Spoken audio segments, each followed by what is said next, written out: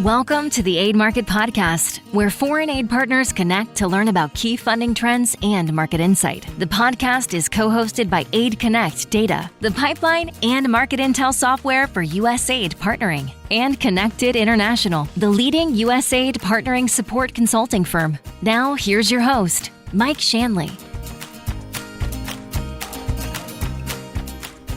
Hello and welcome everyone to the Aid Market Podcast. We're very excited to have a very interesting conversation today with Shannon Green of USAID and Barbara Smith, a former senior USAID official, now with the Carter Center. To get started, though, on the democracy theme, we're very happy to have Dean Fritz Meyer Mayor here. He's the Dean of the Joseph Corbell School of International Studies, here to talk about, to give us an update on the Denver Democracy Summit that they'll be hosting in Denver on October 25th to the 27th. In the past, they've had some very interesting speakers. Last year includes Liz Cheney spoke there, Ambassador Linda Thomas Greenfield spoke there, so many high-level current and former government officials. Fritz, if you wouldn't mind just giving us a little update on what we can expect and why everyone should be coming out to Denver at the end of October for this great event.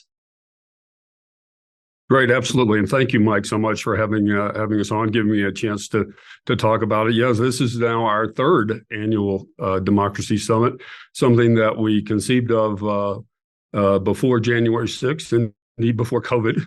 And as it happened, we ran our first summit on the WHO after 2021. So we're really in a relatively short time, I think, become one of the sort of better known and leading places where people get together to think about where we are in terms of democracy, both in this country and around the world.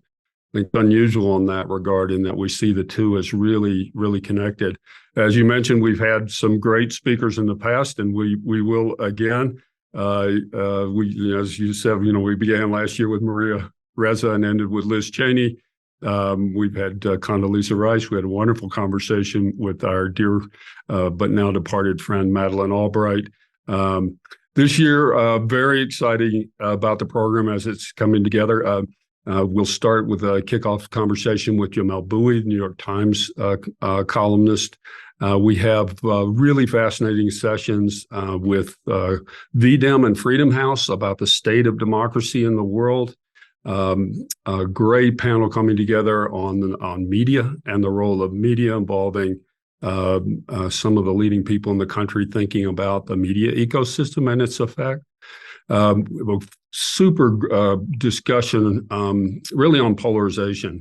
This is part of a partnership we have with four of America's leading think tanks, AEI, Hoover, New America, and the Aspen Institute, where we're trying to model civil discourse and conversations across difference. So that conversation will be terrific. A really interesting panel on the relationship between climate change and democracy, which is sort of a new topic.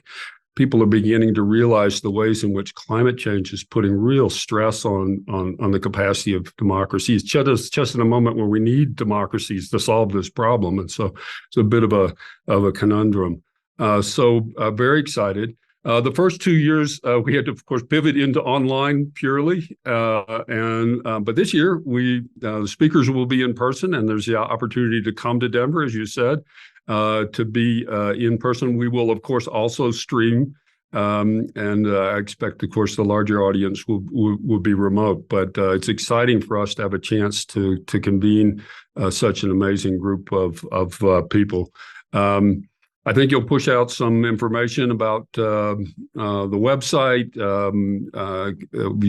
People will be able to register for the conference when that goes live shortly. And also, if any of the viewers here have questions or want to contact us, probably the best way to do that is to contact Rebecca Montgomery on my team, and perhaps we can send out that contact information as well. So that's what's happening. We're proud to be doing this. It's hard to think of a more timely topic. To be honest, obviously what's going on in this country, this remarkable specter of a presidential campaign in which the leading contender in one party has multiple felony indictments against him, and what that means. But at the same time, all of these phenomena happening around the world, which in a lot of ways seem to be connected. This kind of global trend away from democracy, which is so deeply concerning. So the theme, by the way, is not negative. It's democracy reimagined, and it's really about looking forward. So we'll be asking all the speakers not to dwell so much on the crisis and to be woe is me, but to really to try to think as constructively as we can about things that can be done to shore up democracy. So thanks again for having me, and I hope many of the people watching this or listening to this podcast can either come to Denver or tune in online. Great. Well, thank you so much, Fritz. And I put my email address in there. Feel free to send me a note. I can get you connected to Fritz and then Becca Montgomery on the team if you're interested in sponsoring, if you have suggestions for speakers or just looking for good ways to attend. And Colorado is also beautiful at the end of October if you can make it out in person. So Fritz, thanks for taking some time out of your busy schedule to update us. And thank you to you and your team for putting on that very important event. We really appreciate it. Thank you, Mike. Great. So now we'll get to our guest today. First of all, to introduce Shannon Green. Shannon Green is a senior advisor to the administrator for the USAID's Bureau of Democracy, Human Rights, and Governance. In this role, she leads USAID's efforts to invigorate democracy, enhance human rights and justice, and bolster governance that advances the public interest and delivers inclusive development. Previous to this, she was this senior advisor to the administration executive director of the Anti-Corruption Task Force, where she led USAID's historic evaluation of anti-corruption and aligned the agency's policies, programming, and resources to counter corruption at a global scale. Before returning to public service in 2021, Ms. Green was a senior director of programs at the Center for Civilians in Conflict and director of the director and senior fellow of the Human Rights Initiative at the Center for Strategic and International Studies, CSIS, where her research focused on addressing threats to democratic institutions and norms. Prior to that, she held a number of positions in the U.S. government, including as senior director for global engagement at the National Security Council. In that role, she spearheaded efforts to deepen and broaden USAID engagement with critical populations overseas, including the president's stand with civil society agenda and young leaders initiatives around the world. We also have Barbara Smith joining us from the Carter Center and former senior USAID official. Barbara, at the Carter Center, she oversees democracy, human rights, conflict resolution, and rule of law programs, which operate projects and observe elections in countries across the globe. Before coming to the Carter Center, she was the founder of the international development consulting firm Mountain Time Development, a senior associate also at CSIS, focused on human rights, and was a senior official with USAID and with the National Security Council at the White House. At USAID, she had held a number of positions, most recently as Deputy Assistant to the Administrator in the Bureau of Policy Planning and Learning. She also co-led the team that created the seminal USAID 2013 Democracy, Human Rights, and Governance Strategy. And it'll be really interesting for Barbara to share her team's experience working on that, and then hear from Shannon and her team what has changed in the 8-9 years since that strategy was released then. Which is applied across approximately 100 countries where USAID works. She served on the National Security Council as director for Afghanistan and Pakistan affairs and as senior director for governance and law at the Asia Foundation. Thank you both very much for being here. To get started, Shannon, could we start with you? Could you talk a little bit about what's going on now? What's your current role at USAID? Thank you, Mike. And as you go through those bios, it makes me feel very old. But thank you for having us and for allowing us to talk about what is a really important topic, and that is USAID's approach to democracy, human rights, and governance. So my role at the agency right now, as you alluded to, is to really lead our efforts on democracy, human rights, and governance. And it is a tremendously exciting moment to be doing that because these issues have been elevated at USAID and frankly across the entire US government in a way that we've never seen before, but is really appropriate given the historic threats to democracy, human rights, and governance worldwide. So just to take a step back, when this administration came into office, I think what we're all seeing was this resurgence of authoritarianism, really sort of this confident authoritarianism, 17 or so years of democratic backsliding, the rapid spread of technology that once, was really promising in terms of giving people unprecedented opportunities to connect and engage and let their voices be heard, but had become a tool of repression in many instances. Rampant disinformation, which was undermining elections and contributing to the polarization that Fritz was talking about. A rise of strategic and transnational corruption, growing inequality, like on and on and on, right? And all of those factors have dramatically changed the landscape and created really significant challenges for those of us who work on these issues within the development space. So President Biden came into office stating that this struggle between democracy and autocracy really is the defining issue of our time. And then Administrator Samantha Power is also obviously very passionate about this set of issues and came in from day one and said, we are going to address these issues head on. And in addition to that, we're really going to confront corruption and kleptocracy in a much more bold and creative fashion than we had in the past. So all of a sudden within USAID, we really had this historic mandate to advance these issues. And the opportunity presented to us through the Summit for Democracy and other processes to really get traction on a set of issues, which, as Barbara knows, we had always fought to have at the center of our policymaking. And all of a sudden, we were being given the opportunity. So what have we been doing, I guess, with that opportunity, and where are we going? First of all, I would say that even though we recognize all of those challenges and threats to democracy, we also see that democracy has, such significant staying power. And so I think the starting point is really understanding that people all over the world continue to hunger for freedom. That is really a concept, that cannot be extinguished very easily. And so you see it just recently with Syrians coming out into the streets and protesting, cost of living issues, even though they know from recent history, like what the costs of those kinds of protests can be. You see it in people in Zimbabwe willing to observe the elections, even knowing, right, that there might be security implications for them in doing so. And then, of course, you see it in the struggle of Ukrainians who are fighting to preserve their democracy and their sovereignty. So, we know that democracy is still something that has such strength and vitality. And so it's not a matter of us imposing anything. It's just really a matter of being there for our partners at the right times and in the right ways. So with that as our starting point, USAID has really adopted this mantra of progress beyond programs. And essentially what that means is recognizing that as important as our programmatic interventions are, what is also really important is how we use all of our influence to shape policy towards countries that are struggling for a democracy. So how we use our words, how we engage in the interagency to make sure that our policy is matching our rhetoric.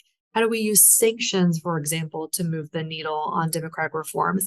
How do we engage in multilateral institutions? How do we engage with the international financial institutions on their lending practices?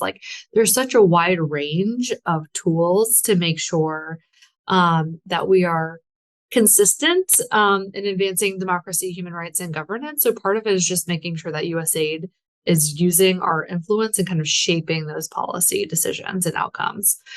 The second is really about being focus on generating knowledge and evidence and using that to drive innovation. So I think USAID has a very strong and long history of really being on the cutting edge of learning and research. And we continue to do that to make sure that our programmatic interventions are right on that cusp, right on the cutting edge, and addressing the threats that we're facing and are rooted in evidence and practice. We also have to be willing to mobilize when we see that there are these historic openings or closings. USAID has struggled, I think it's fair to say, sometimes to respond as quickly as we would like to, because, it takes us a while to mobilize.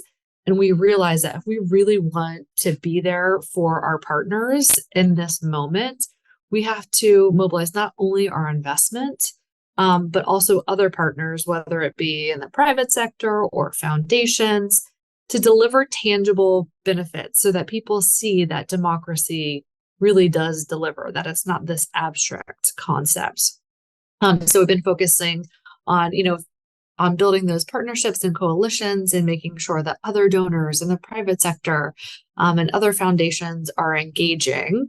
And then also we're looking at our own response times and systems to make sure that we are surging in support of democratic reformers and those frontline actors when they need us to be there for them. So those are all the ways that are sort of non-programmatic that we're trying to rise and meet this moment. But then, of course, at the same time, USAID is still, at the end of the day, a development agency, and the bread and butter of our work is our programming. So we have done a lot of work over the past 2 years to modernize those programs. And the Summit for Democracy process really gave us the ability to do that. We have a number of new initiatives and programs under the Presidential Initiative for Democratic Renewal, PITR, that really showcase how we're trying to revamp and revise and sort of upgrade our toolkit to address the issues that we see today. A lot of those programs are around advancing digital democracy. So really trying to make sure that technology is used to support democratic outcomes and is not a tool of repression. Secondly, recognizing that election integrity is so central. And we're seeing today, just basic, really brazen attempts, to steal elections and coups in Africa. And so we need to sort of refocus on election integrity.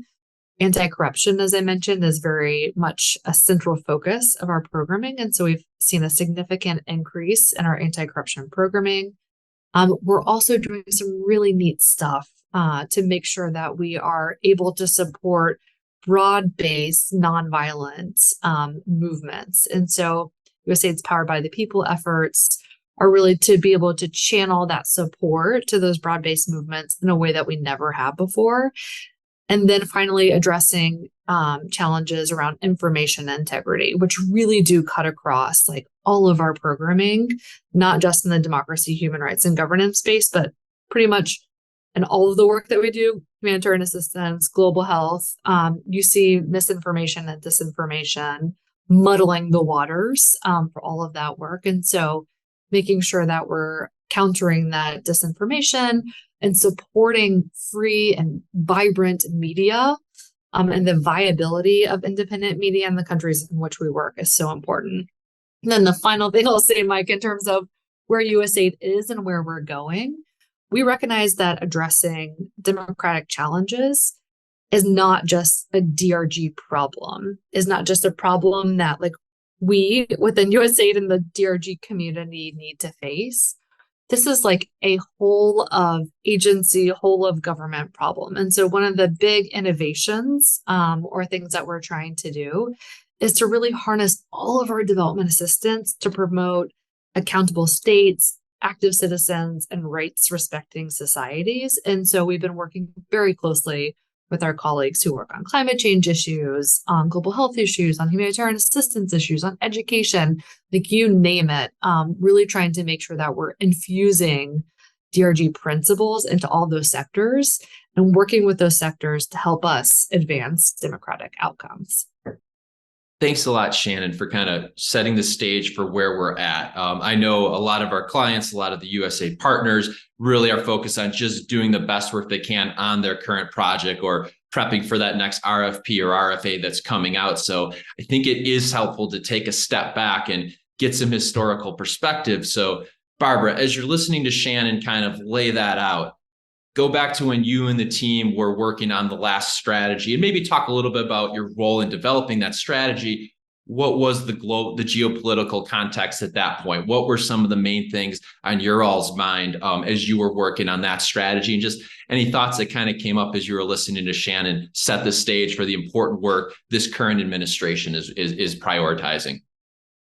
Thank you, Mike, and thanks. It's great to be here, and it's great to reconnect with Shannon, just to make us feel both a little old. I think, although the strategies, the current strategy is about 10 years old, I think we met almost 20 years ago working in the DRG office. So to kind of review where we were 10 years ago. So first, I would mention that the strategy, the 2013 strategy, it was a team effort. So we had, one of the things we were really focused on was an inclusive approach to developing that. So we really tried to engage our implementing partners, other stakeholders, et cetera. But if you remember, this was sort of webinars are sort of, the flavor of the day. We all do them. We don't really think so much about it being unique. But at that time, and this is all going to make me feel really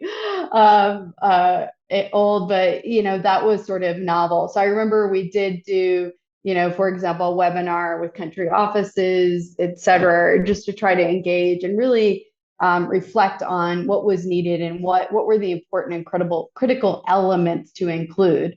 So at that time, again, we hadn't yet elevated human rights. So that was a big feature of the new strategy, was elevating human rights.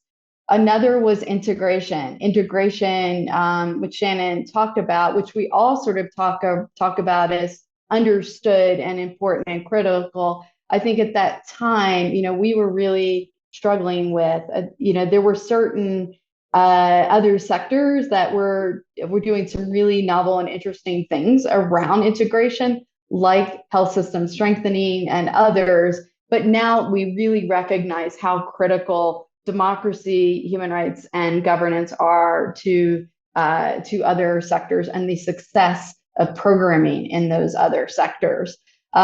We also really looked at country context, and I would say we were sort of looking at how to frame USAID's approach to democracy, rights, and governance. And the strategy does speak to how you have to uniquely approach each country context. And I think we're still we've come a long way even since then. We're still developing the toolkits that are sort of general and foundational in nature, but tailoring those. And part of the success of that is localization. So we haven't really mentioned that yet, but that is very much, we have made such great strides since USAID Forward. If you remember, for those of you who've followed, USAID's progression on localization, some of the conversations we were having back then, they were very much part of what we were discussing, but we were nowhere near where we are now on that. So we preference principles, again, a principled approach. For us, it was participation and inclusion, accountability and transparency. And then the final thing I would say is around conflict in terms of the strategy itself. We really recognize the importance of the conflict community and the democracy community working together, and the unique challenges associated with conflict context, but also those authoritarian contexts. And the world has definitely changed. I was looking at some statistics in the latest VDEM report. So Fritz, referenced VDEM. And, their 2023 report notes that 10 years ago, freedom of expression was declining in 7 countries. In 2022, that number was significantly higher. So you're seeing that we are in a much more challenging environment than we were when we wrote that last strategy. I mean, 35 years of, we're right. It's 1986, I think, is sort of democracy has sort of been, and democracy success has been rolled back significantly. So we've got a huge challenge, but there are also these bright spots. I think that was something else, Shannon, that I was reflecting on that we really weren't as focused on, and that sort of the support and critical support that's provided to consolidating democracies and some of the lessons that we've learned working in places like Zambia, for example, which just held, of course, was a co-host of the Summit for Democracy. The other thing that, as Shannon, as you were sort of laying out where you are now and priorities and how different areas have been elevated, it was sort of a wish list, I think, of things we had wanted to do. In some ways, we really, I think, would have loved to have seen at that time DRG elevated in the way it has been. We went from having an office to a center at that time, and there was an expansion of the team, of the staff at that time. But it's just been, for me, as someone who's worked in this space for so long, it's just been such a delight to see where we've come. In spite of all the enormous challenges we are facing, we now have so many more tools that we can use to try to combat authoritarianism and to support, most importantly, again, those local partners, those local civil society groups and organizations and individuals as human rights defenders that are really on the front lines. Thanks. Thanks, Barbara. And you mentioned USAID Forward there. Could you just do a quick follow-up on how at that time USAID was thinking about USAID Forward? Any thoughts on what you've been seeing with localization, and then we can touch on the new partnership as well. I think because that'll go broader than DRG work, but really to USAID's work globally. How did the team or the agency think about USAID Forward at that time, and then just any thoughts on what's happened in the intervening years?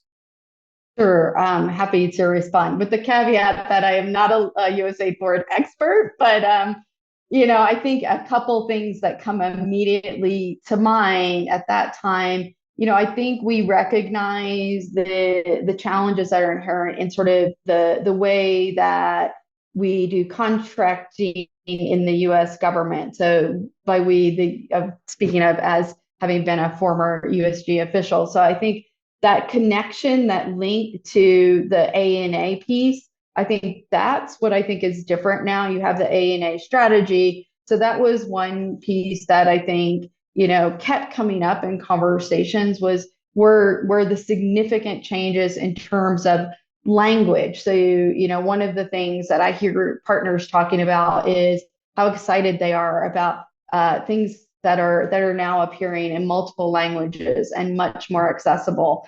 So there's that's recognizing that contexts are different, recognizing that we need to greater empower our on the implementing partner side, our local staff, and on the USAID side. I remember, wanting to get more FSNs, warrants and things like that, really being able to, and that's a little bit of inside baseball, but, being able to really put our FSNs in the driver's seat. And I see that in sort of the language and the strategy. And I think people are really excited about that. Those are a couple of the things. The targets are ambitious. They were ambitious. Then I think they're around 30%, the funding that we wanted to go right to local partners back then. I think, I love the nuance that we're seeing now in terms of recognizing not just the different contexts, but the different types, whether it's government to government versus local partners versus, thinking about subgrants and subcontracts, et cetera. So I think that there's a lot more detail and fidelity in what we're seeing. I think USAID Forward did a lot, and we they paved those who worked on that again, paved the way for I think the successes today. Thanks. Thanks, I don't know Barbara. if Shannon wants to add. Please, yeah, Shannon, take it over. Thoughts on localization, new partnerships initiative, how your team sees engagement with those initiatives, how you frame those with your work. Yeah, so Barbara is spot on, which is USAID Forward was very much focused on the way that we're channeling our money through local partners and country systems. So it was very much about how we are moving the funds. And that is obviously still a part of the metrics and the targets that we're using today. But what is fundamentally different is the way that we're talking about localization is about shifting power to local actors. I think the way that we see it within the DRG space hasn't changed that much in the sense that like we've always known that it's not really up to USAID and its implementing partners to provide credible elections or justice or to pass legislation or, to provide other democracy goods.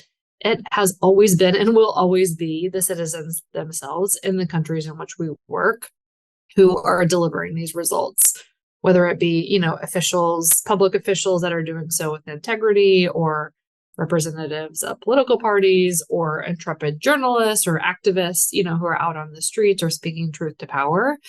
I think that's just now been quantified and appreciated so much more in the way that we're thinking about localization. And we sort of are much more comfortable today than we were, 10 years ago, talking about power and recognizing that ultimately this is about who has the power and shifting power such that it's not just about, improving the ability of organizations to implement or manage USAID funds. It's really about having local actors in the lead and helping shape the way that we're providing assistance and to set the agenda and really seeing ourselves as coming in support of that agenda. So I think that's a really exciting shift. I did want to go back to a couple of other things that Barbara said that I thought were so important.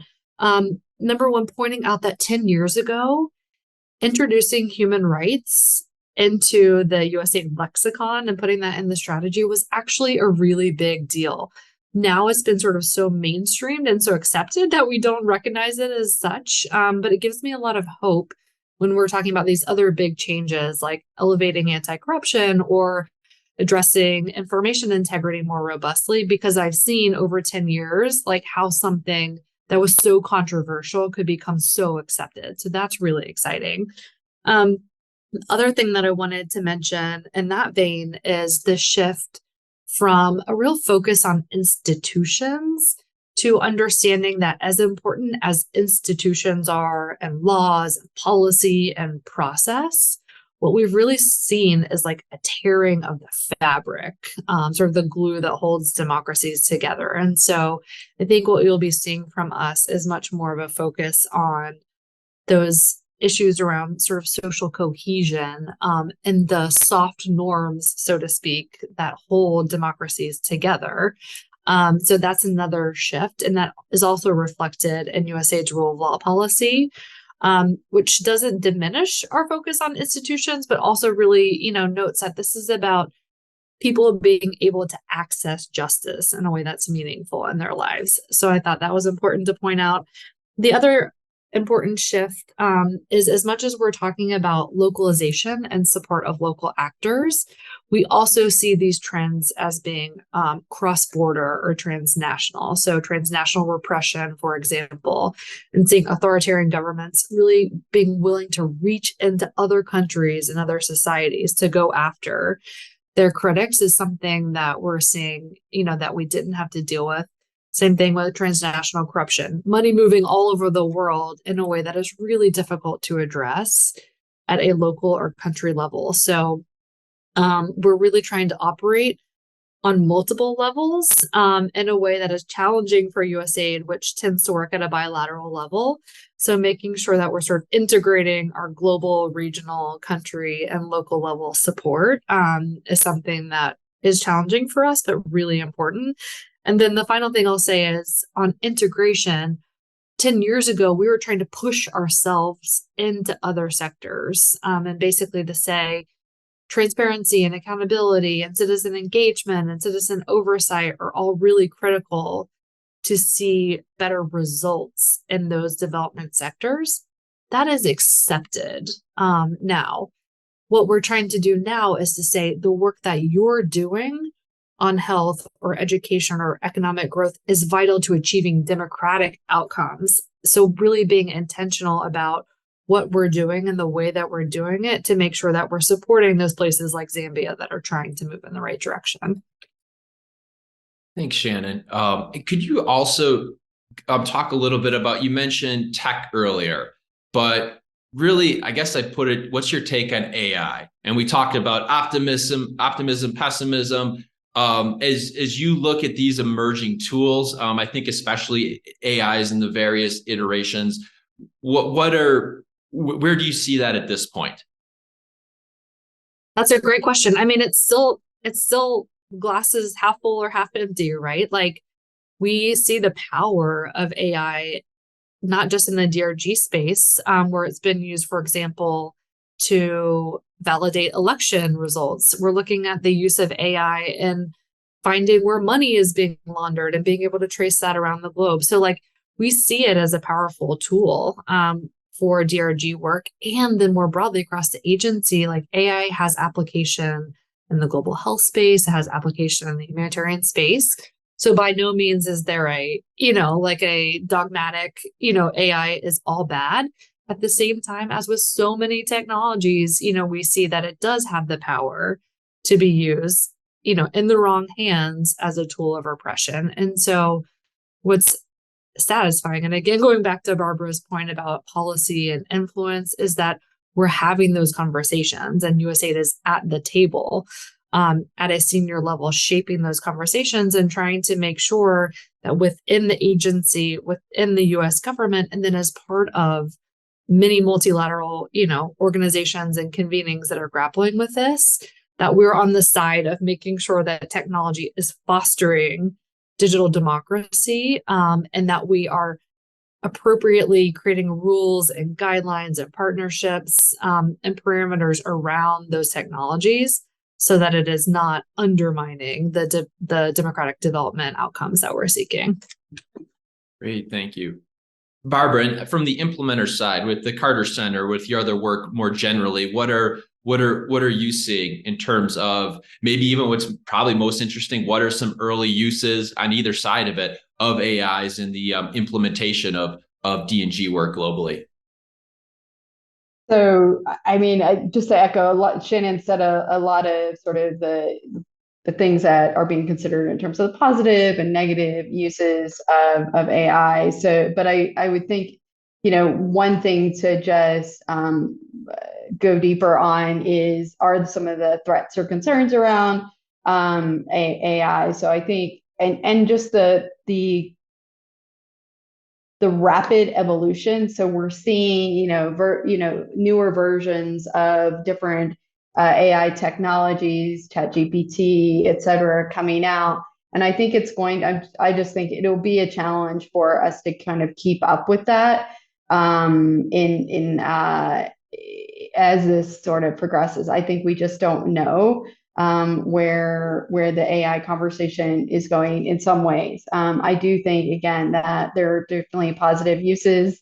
Practically, I think that a lot of partners are looking at how they can utilize this for reporting and accountability and engagement across the board. So at least that's what I've heard from some conversations. So I think, stay tuned. This is I just want to say it's such a brand new space. So it would be interesting to have this conversation again in a year.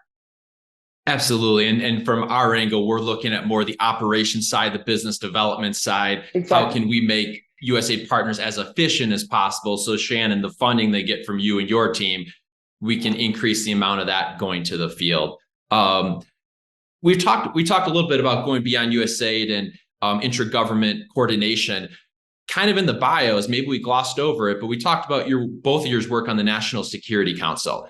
I know with the new partnerships initiative, we're bringing in a lot of new partners to USAID. Some of them may not be as familiar with that. Would one of you be able to talk a little bit about what is USAID's engagement with the National Security Council? What maybe was your role or on that? I think that would be interesting. Shannon or Barbara, whoever wants to jump in.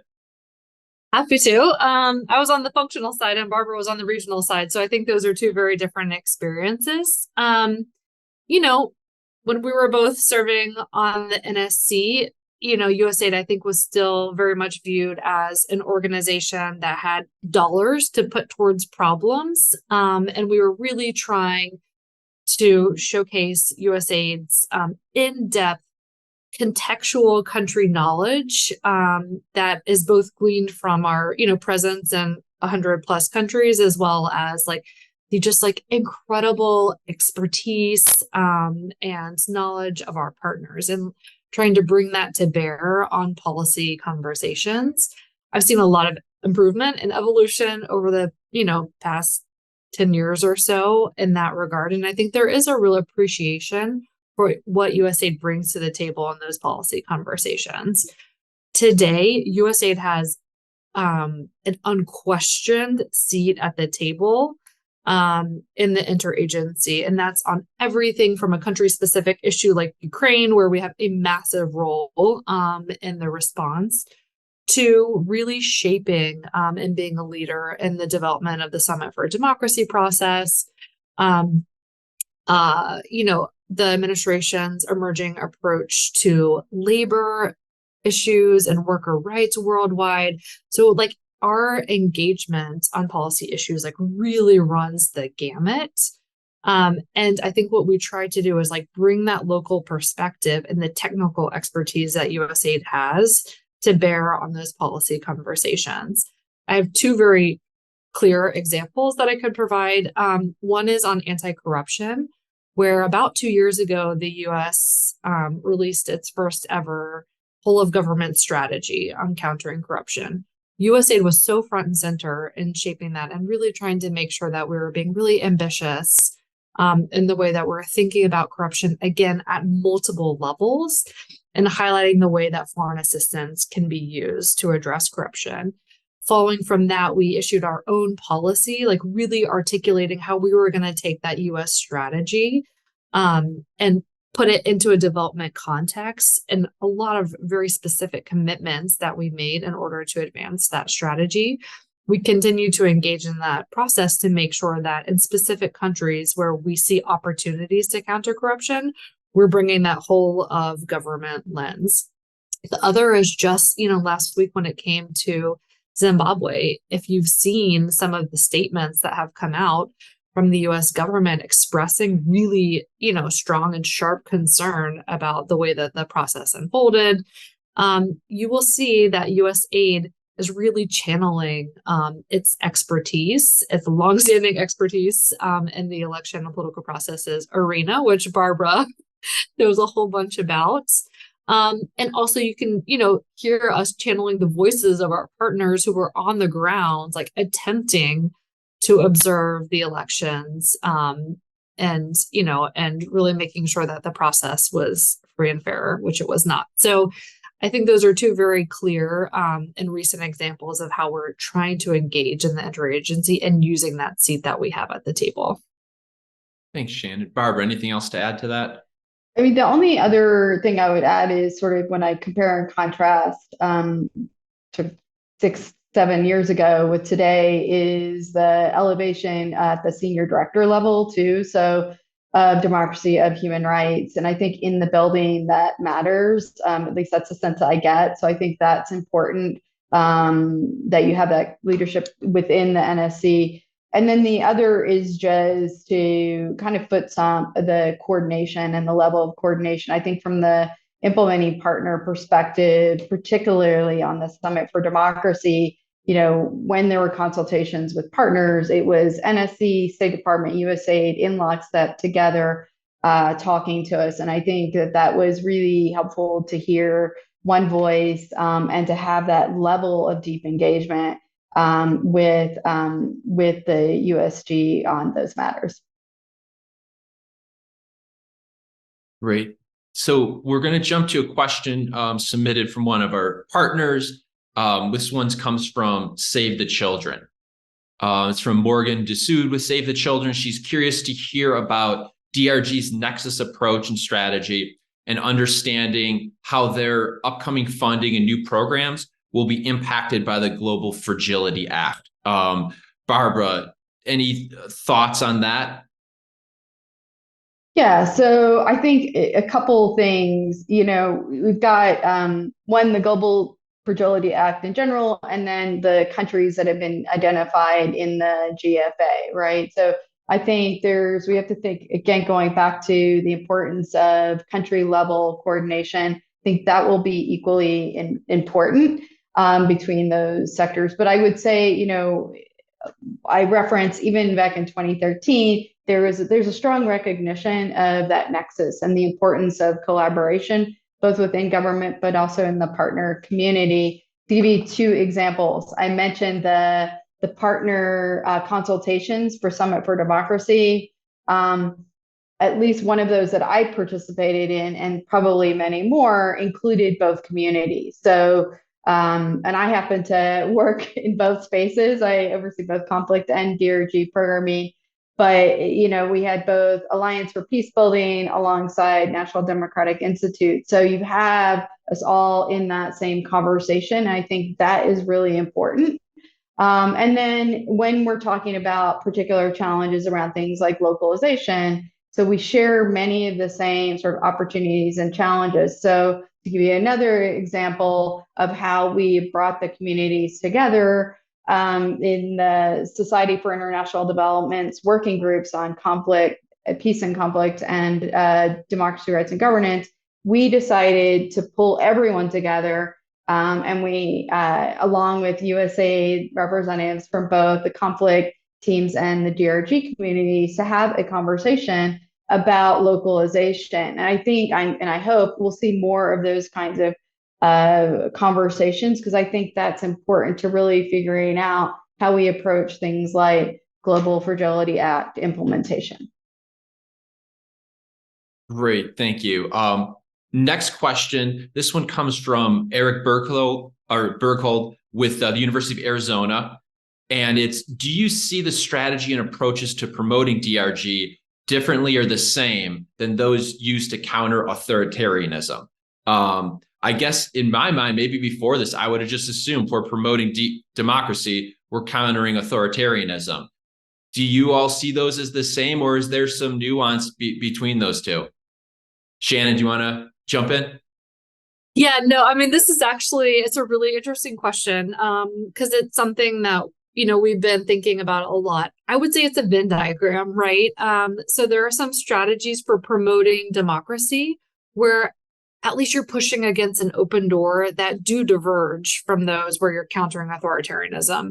And I think it goes back to what we were talking about before with like the Moldovas of the world or the Zambias of the world, where you have a government that has committed to a significant set of reforms and, is on the right trajectory. And what you're trying to do is make sure that they're able to deliver in a timely way what they have promised to deliver, so that people see there is a real dividend, right, in their lives of being a democracy.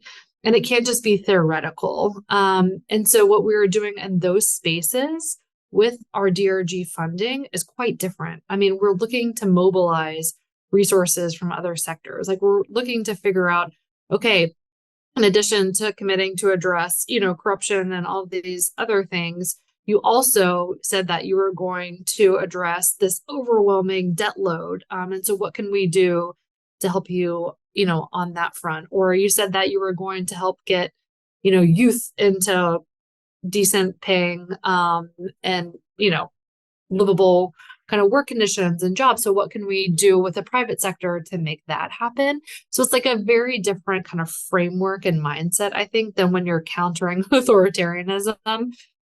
Which in a lot of cases, we're really thinking about like, how do we protect and support those frontline actors? How do we make sure that their like safety and security and well-being is like front of mind? How do we address the threats to the information environment, et cetera, et cetera? Like, how do we address corruption, which is really undermining people's confidence in democracy as a system that can deliver and really making people feel like, this is really just about enriching and empowering people who are already powerful. So there are definitely some overlapping strategies, but I think the nuance is thinking about more, are you in an affirmative mindset? Are you using, all of the tools to push in this one direction? Are you really thinking about kind of shoring up, protecting, securing, and then thinking about the tools that you might be able to use to disincentivize bad behavior, the sanctions and law enforcement and other things that you might be able to mobilize in order to ensure that there are consequences for anti-democratic behavior? Thanks, Shannon. Barbara, anything else to add to that? The only thing I would add, and it sort of with Zimbabwe fresh on my mind, is the role of regional actors. So, in the case of Zimbabwe, for example, you saw regional election observation voices speaking out in support of human rights defenders, domestic election observers in country, and noting restrictions on fundamental freedoms that were occurring. So I think that there's that, which is also very important to note. Great. So we have two questions in from the International Rescue Committee. First one's from Wale Osofisan, Senior Director, Governance Technical Unit. Thank you, Shannon and Barbara. Can you tell us a bit more about the role you envisage for traditional humanitarian INGOs and the role they play in advancing DRG principles and your broader strategy? And then the other one comes from Mike Schonke with IRC also. Can you talk more about the focus on localization and where to strengthen local governance systems as well as civil society networks, where that fits into USAID priorities? Shannon, do you want to go first? Feel free to jump in on either one of those and just share your take. Yep. So the humanitarian question is really interesting. There are obviously firewalls on humanitarian issues given humanitarian principles. So, we are going to provide humanitarian assistance according to those principles. And at the same time, what we're trying to do in concert with our colleagues who work on humanitarian issues is to, again, sort of infuse these ideas of transparency and accountability and citizen engagement and oversight in the delivery of humanitarian assistance, which has been a demand of recipients of humanitarian assistance for quite some time. And so it's really just about thinking about how those principles apply more robustly in that space. On the anti-corruption front, we've had quite a few really interesting conversations. And these are really hard conversations to have because humanitarian actors are working in some of the most remote, most difficult, most challenging, most insecure places, right? And they're also telling us, we face oftentimes these shakedowns or requests for bribes, et cetera, et cetera. And so working with them to figure out how do we surface some of those really difficult dilemmas of working in the places that we work while making sure that our assistance goes to the right place is a very active conversation that we're having. So that's on the first. On the second, I think it's such an important question. I mean, I think that's what I was trying to say earlier about localization. We, in our local capacity strengthening policy, really tried to be clear that we're moving past just working with organizations so that they can take our money and manage our money appropriately to thinking about what is that ecosystem in the countries in which we work, such that there are organizations of various stripes, big ones, small ones, traditional, non-traditional, formal, informal, that can partner with USAID in a variety of ways. And so it is about that broader capacity, local capacity and system strengthening that we're trying to engage in. And I think Powered by the People is a really good example of how USAID is trying to move beyond just channeling money to formal organizations and really figuring out how do we work with organizations that don't want to be formalized, but still very much want different kinds of support from the US government. And so we're trying to use the NPI process and some of the like creativity and flexibilities that have been given to USAID to figure out like that broader range of partnerships. And somebody in the Q&A asked a question about the private sector included. We see the private sector as a huge ally and actor when it comes to DRG issues, and we very much want to partner with the private sector. And we know that USAID can be really hard to access and indecipherable for a lot of like private sector entities. And so trying to figure out how to make that partnership much easier is a part of USAID's reform agenda and new approach. Thanks, Shannon. That's absolutely something we work on a lot with clients, especially the private sectors, helping them understand how they can best bring their expertise to USAID's partnering and procurement system. Barbara, anything else to add to that? So maybe three things. One is risk tolerance. I think increasing risk tolerance is going to be important for the success of localization, particularly in DRG and conflict environments. So thinking creatively about delivery of assistance, I think is going to be critical. And then acceptance of and learning from failure. I think when, and being flexible, I think about that. I think the other is longer. I don't think we've mentioned longer term funding. Localization can take a long time as you're building capacity on the financial and operational side, and particularly, and we want to be empowering, right? So we want to make sure we, are doing this in the right way. And I think the other thing, just I don't think we've mentioned, is sort of in those kinds of contexts, or is branding and marketing, just being sensitive to that issue and adequate funding. I think for localization processes itself and for DRG, I don't think we've mentioned yet, the potential budget cuts to DRG. And I think that, we really need to sustain support and assistance. So I know that the House is considering some of those, and I think it's worth mentioning that I think that at this critical time, when we're looking at implementing this suite of strategies and programs, it would make it very hard, let's just say, to do that. So I think from both the implementing partner and I would assume USAID perspective, that's also a concern.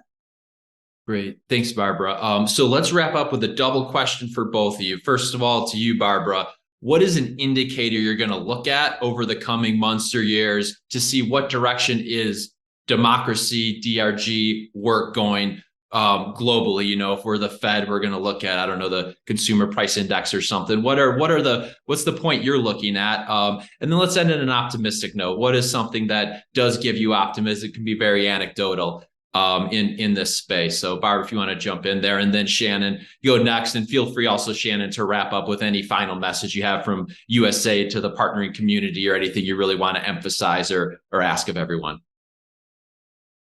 So first, thank you, Mike, for having me. It's been a real pleasure to participate in this. I think, a couple things I'm going to look at. So circling back to the beginning of this podcast, we reference both the VDEM and Freedom House indicators. I think we all are, going to be watching and hoping that those, downward trends that we've seen reverse.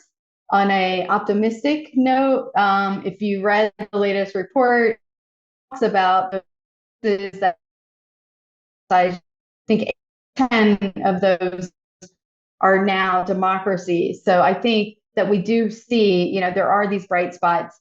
And one of the anecdotal stories I will just leave you all with was from the Summit for Democracy. I had the chance to participate in an event which brought together human rights defenders from all across the continent of Africa. And it was great to see. This was their event.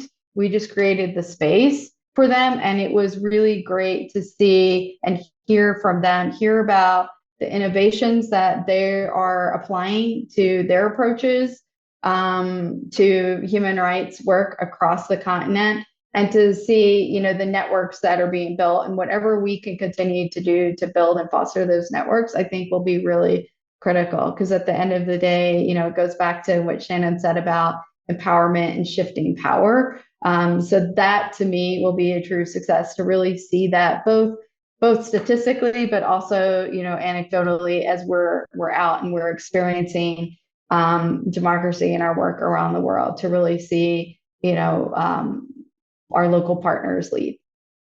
Thanks, Barbara. Shannon? It's like Barbara and I have been working together for 20 years, because I would have said the same things. In terms of optimism, like, you can't help but feel optimistic when you travel to these places and meet with the frontline actors, the investigative journalists, the prosecutor general who's, trying to fight corruption against all the odds, the human rights defenders, like the, women at a community level who are trying to introduce greater transparency, like the human spirit, right? The human yearning for dignity, and for justice and for democracy and for a clean government that serves their interest cannot be extinguished. As Barbara knows, I worked really deeply on the Arab Spring, and despite everything, that came out of that and was not, realized, the thing that stuck with me is people found this moment, they found their power, and you cannot put that back in a box. And so whenever I meet with anybody, whenever I travel, you just realize that human spirit is indomitable. And that's what I have faith in. And I really see it as our job to support them. And then the second thing is, reflecting on 20 or so years in this sector, the US government has come a very, very long way. The elevation of DRG issues within USAID on par with other development sectors is really significant. I really cannot understate the significance of that. Having been someone who was fighting for the airtime and for an acknowledgement or recognition that DRG issues are central to development, to now see that being wholeheartedly accepted across the entire agency and across the entire US government gives me real hope for the future. Thank you. Well, Shannon and Barbara, thank you for coming on here. For us, really is a privilege to host this conversation and to share USAID's important work and message with the global community and the partners around the world. So Shannon, thank you for taking some time out of your day to share the important work. Thank you to you and your team for all the important work you're doing, and Barbara as well, to you and the team at the Carter Center. Thank you all for the time. We really appreciate it. I think there's several things that we'll probably check back in on down the road. So thank you both for your time, and have a great day.